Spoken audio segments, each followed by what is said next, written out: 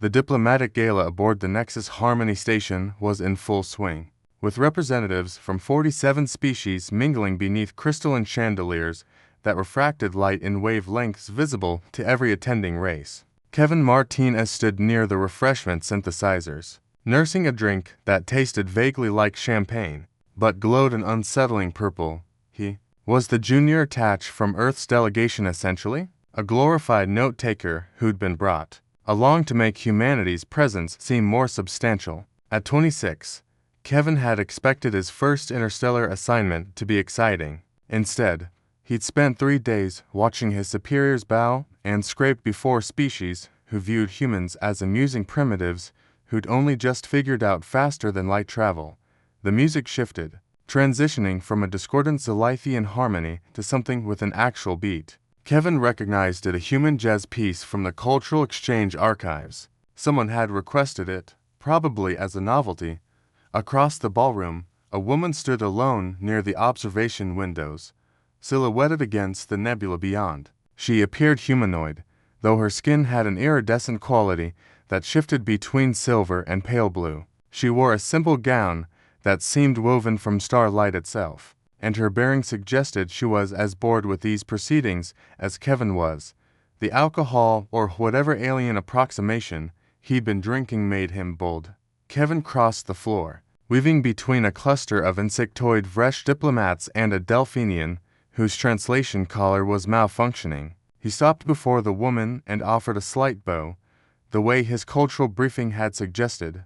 "Excuse me," he said, his translation implant converting his words into galactic standard. "I know this is probably considered primitive by most species here, but would you like to dance? Actual human-style dancing.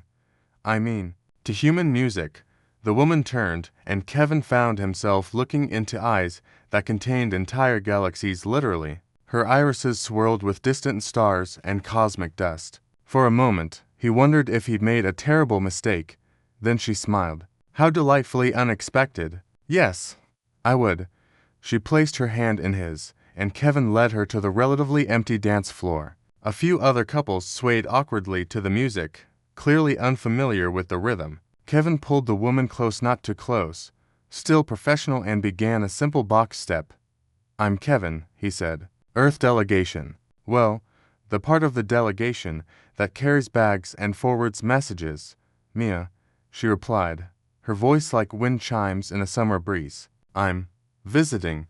"First time at one of these?" Kevin asked, guiding her through a gentle turn. She followed his lead perfectly, as if she'd been dancing jazz her entire life.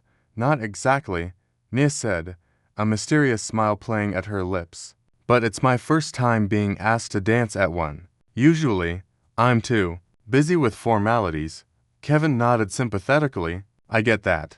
My boss has been in meetings since we arrived. I think I've said maybe 10 words to anyone who wasn't human until now." "And how are you finding the galaxy?" Mia asked, genuine curiosity in her galactic eyes.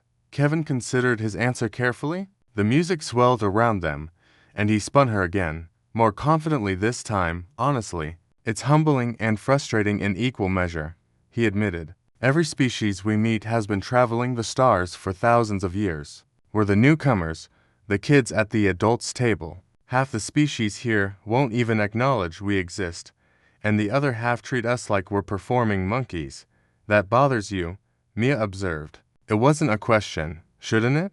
Kevin met her eyes. "We've accomplished incredible things as a species. We went from horse-drawn carriages to faster-than-light travel in just over 2 centuries. We've created art, literature, music that moves people to tears. We've overcome wars, disease, our own worst instincts. But out here, none of that matters, because we're still figuring out which fork to use at the galactic dinner table." Neil was quiet for a moment, and Kevin worried he'd overstepped.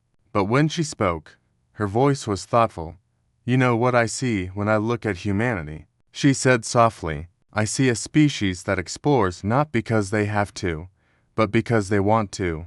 Most races join the galactic community out of necessity, trade, resources, survival. Humans came to the stars out of pure curiosity and hope. That's rare. That's precious." The song was ending.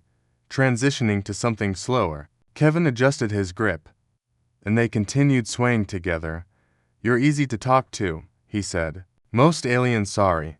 Most non-humans I've met are so formal. Everything is protocol and procedure." Mia laughed, a sound like distant bells. "Perhaps they're nervous around you."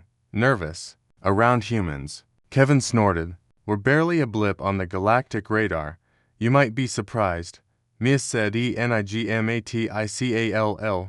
Behind them, Kevin heard a commotion. He glanced over Mia's shoulder and saw his supervisor, Ambassador Chen, pushing through the crowd with a look of absolute horror on her face. Behind her trailed what looked like the entire Zolarian delegation, one of the most powerful species in the known galaxy. "Oh no," Kevin muttered. "I think I'm about to get fired for abandoning my post." But Ambassador Chen wasn't looking at him with anger. She was looking at him with pure, existential terror. She reached the edge of the dance floor and dropped into the deepest bow Kevin had ever seen her perform. "Your Radiance," Chen said, her voice shaking. "Please forgive our junior attach. He didn't know, we had no idea, you would be attending personally." Kevin's brain short-circuited. "Your Radiance." He looked down at Mia, who was trying very hard not to laugh. "You single quotes Kevin's voice came out as a squeak. He cleared his throat. "You're someone important. Mia Talasandra Vexalia," she said, her eyes twinkling with amusement. "Queen Sovereign of the Zolarian Collective, Guardian of the Seven Nebulae, and yes, someone reasonably important." Kevin's legs felt like water. He was still holding the queen of one of the most powerful civilizations in the galaxy in his arms, after complaining to her about how humanity was treated.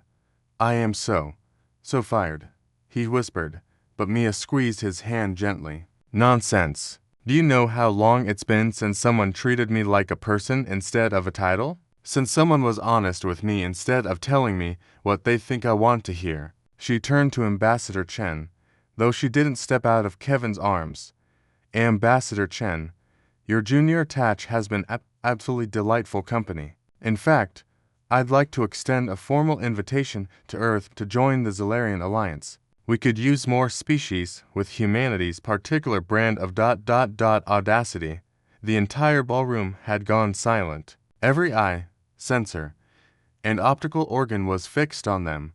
Kevin found his voice. Did I just accidentally negotiate humanity's biggest diplomatic victory by asking you to dance?" Mia's laugh rang out across the stunned gathering.